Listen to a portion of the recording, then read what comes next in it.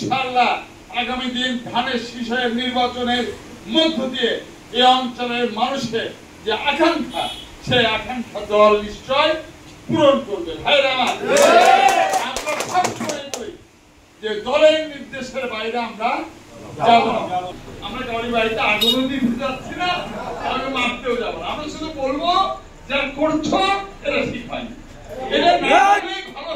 আজকে মজিবনগর উপজেলা এই অফিসে আপনারা যারা কষ্ট করে এসে অপেক্ষা করছেন, আমি তাদের কাছে আরেকবার কৃতজ্ঞতা প্রকাশ করতে চাই।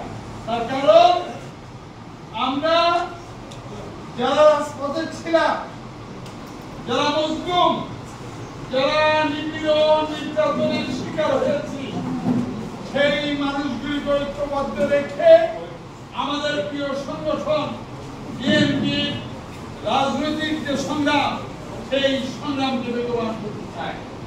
আগামী দিন গণতন্ত্র পুনরুদ্ধারের প্রশ্নে যে জাতীয় নির্বাচন আসবে, সেই নির্বাচনে আমরা বিএনপিকে বিজয়ী করব এবং দেশনেত্রী বেগম খালেদা নেতৃত্বে, তারেক রহমানের নেতৃত্বে দীর্ঘ 17 বছরের যে সংগ্রাম, আমরা আমাদের সংগ্রাম লাগাতার সংগ্রাম পরিচালনা করি এবং এটা নিঃসন্দেহে বলা যায় বাংলাদেশের অন্যান্য জেলার ক্ষেত্রে মেহেরপুর অবশ্যই দলীয় কর্মসূচি পালনের ক্ষেত্রে সবচেয়ে অগ্রণী ভূমিকা রেখেছে।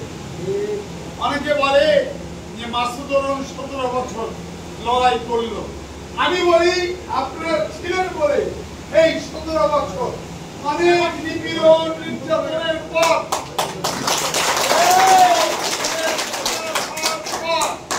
আমরা আমাদের সংগ্রামকে ধরে রাখতে পেরেছি। আপনারা জানেন এই অঞ্চলে আমাদের 27 জন নেতা কর্মীকে খুন করা হয়েছে, গুম করা হয়েছে। আমাদের হাজার হাজার নেতা কর্মী